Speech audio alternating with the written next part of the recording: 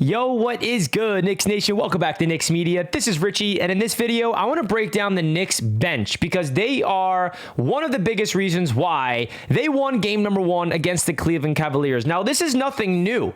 All season long, the Knicks have been one of the better teams in the NBA with how deep their bench is. So in this video, I really want to dissect this bench and what they did in game number 1 and why we all know this is our secret weapon come playoff time. And it was really awesome to finally see it come to fruition where we knew if you have a deep bench like the Knicks have come playoff time, it's all going to really help out this team get some W's. And let's hope that it translates to a series W. So before I hop into the video, I do want to mention if you're new to the channel, please consider hitting that subscribe button. I got a lot of Knicks content coming your way all throughout the rest of the NBA playoffs and carrying over into the offseason. And please feel free to comment down below your thoughts of the New York Knicks bench. All these 4 players that are listed to my left, I feel like these are real, or you're right technically, but I think that these 4 players have a big time impact of this Knicks team off the bench, and I cannot wait to break it all down. And if you guys enjoy this video, simply do your boy a favor and hit that thumbs up button. It really goes a long way for Knicks Media on YouTube. Now, let's dive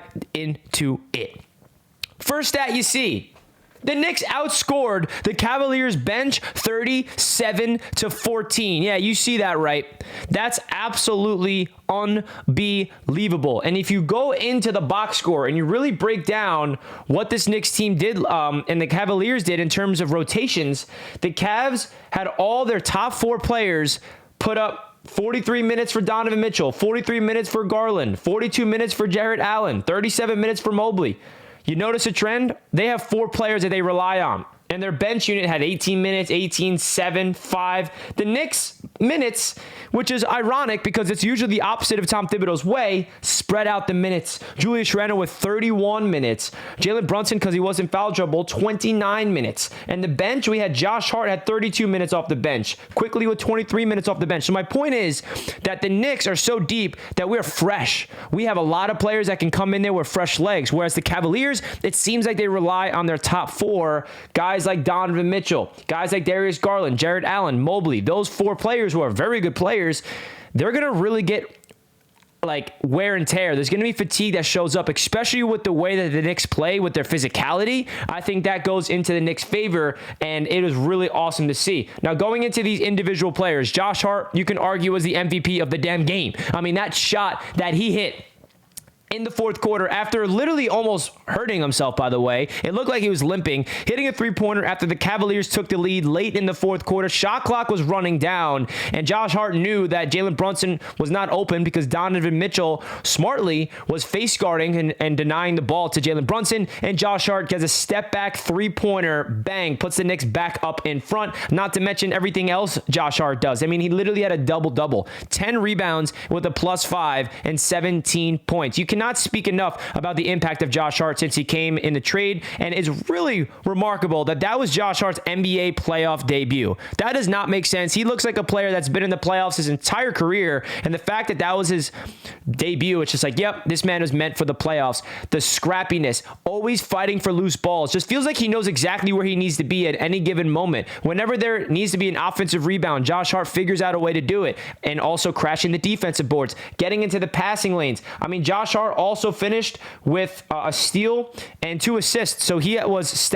just plugging up the stat sheet. You cannot speak enough on Josh Hart. His chemistry with Jalen Brunson goes a long way. And I actually want to make a dedicated video to that chemistry between Josh Hart and Jalen Brunson. I think that's something special, the Villanova boys. Now, getting into Isaiah Hartenstein. Isaiah Hartenstein is one of the most underrated, underappreciated players on this entire Knicks team. Not saying that Knicks fans don't appreciate him, but he's like low-key the unsung hero. He played all 82 games in the regular season, and every time he comes off the bench, he provides a completely different dimension of this Knicks team with his bruiser mentality, setting hard screens, getting offensive rebounds, defensive rebounds, his little push shot in the paint. He had a team high, a +19 when Isaiah Hartenstein was on the court with 8 points and 5 big rebounds. He also had one of the biggest offensive rebounds in the entire game last night. Late in the 4th quarter, Jalen Brunson put up a shot. It was missed. He just barely tips it out to Quentin Grimes, and it gives it back to Brunson, and that's when Brunson goes left, and he hits that floater to extend the Knicks lead to, I believe, it was 3.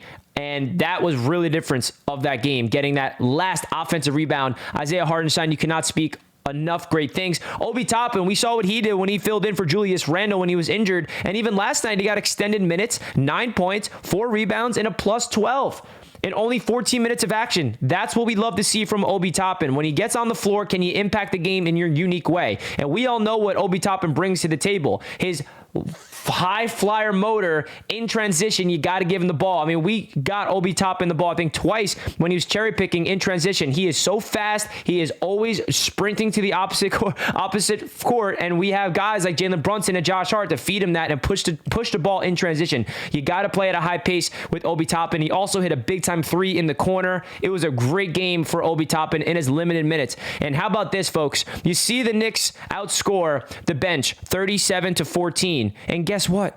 Immanuel Quickley didn't even have a field goal.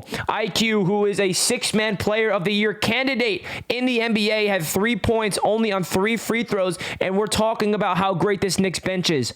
Can you imagine when we get usual Immanuel Quickley, when he doesn't look flustered? And we got to bring it up, man. Quickley just did not have it last night. Not only was his shot not there, he was a lot of energy, a lot of built up, like he just needed to take a breath. He turned the ball over a lot.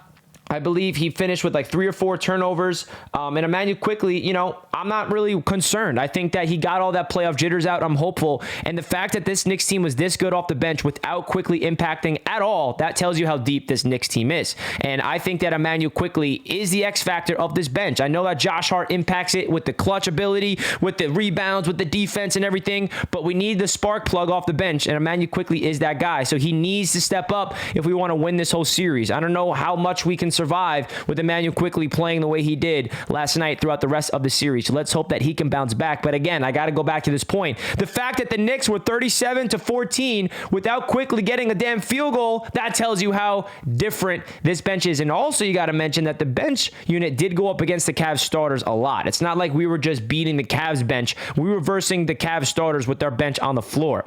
And then another stat, we out-rebounded the Cavaliers bench 22-5. That's all because of Isaiah Hartenstein. That's all because of because of Josh Hart, excuse me. Obi Toppin got 4 rebounds. I mean, this team has to do all the little things. You saw that clutch rebound at the end of the game from Julius Randle to secure the dub. What an underrated piece of that game. Julius Randle skies in there for the offensive rebound, which basically ices it. Like every loose ball, every rebound in the playoffs matters. And the fact that we have a bench this deep, it's a thing of beauty. So I didn't really want to talk about the starters in this video. I wanted to really highlight the bench because that's the secret weapon. Not really a secret anymore, but you guys get the gist of the New York Knicks. That's what makes us dangerous in the NBA playoffs. If 1 or 2 players are off, for example, last night, Quickley, Grimes, and RJ Barrett did not shoot the ball well. Well, guess what? We have such a deep team where guys like Josh Hart, Jalen Brunson, Julius Randle can step up in their absence when they're having off nights. That's what makes this team different, and I cannot wait for game number 2 on Tuesday night. Guys, if you enjoyed this video, please do your boy a favor. Hit that thumbs up button, and I'll catch you guys in my next one. Let's go Knicks!